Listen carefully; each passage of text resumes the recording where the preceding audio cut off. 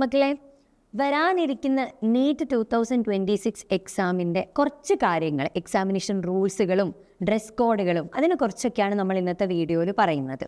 Okay, അപ്പോൾ ആദ്യം നമുക്ക് അഡ്മിറ്റ് കാർഡിൻ്റെ കാര്യങ്ങൾ പറയാം. Admit card April 26 റിലീസാവുന്നതാണ്. ഓക്കെ, ഈ അഡ്മിറ്റ് കാർഡിൻ്റെ അകത്ത് നിങ്ങൾ ചെയ്യേണ്ട കുറച്ച് കാര്യങ്ങളുണ്ട്. ഒന്ന്, ഫോട്ടോ, നിങ്ങളുടെ പാസ്പോർട്ട് സൈസ് ഫോട്ടോ സ്റ്റിക്ക് ചെയ്യണം.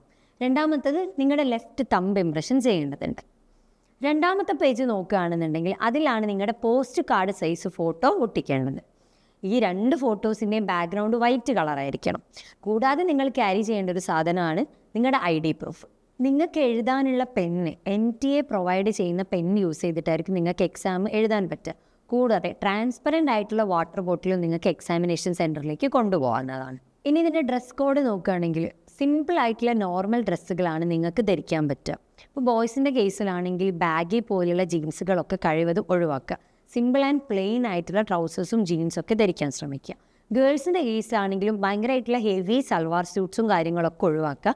പ്ലെയിൻ സിമ്പിൾ കുർത്തീസൊക്കെ നോക്കുക. ഇനി നമ്മൾ ഫുഡ് വെയർസിൻ്റെ കാര്യം നോക്കുകയാണെങ്കിൽ നോർമൽ സ്ലിപ്പേഴ്സും സാൻഡൽസും ഒക്കെ നിങ്ങൾക്ക് യൂസ് ചെയ്യാം.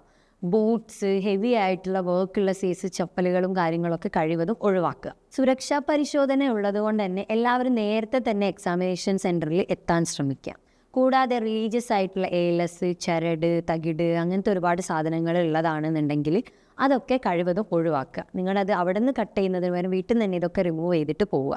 മെറ്റൽ ഡിറ്റക്ടർ യൂസ് ചെയ്യുന്നത് കൊണ്ട് തന്നെ ഇതൊക്കെ നിങ്ങൾക്കൊരു പ്രശ്നമായിട്ട് മാറും.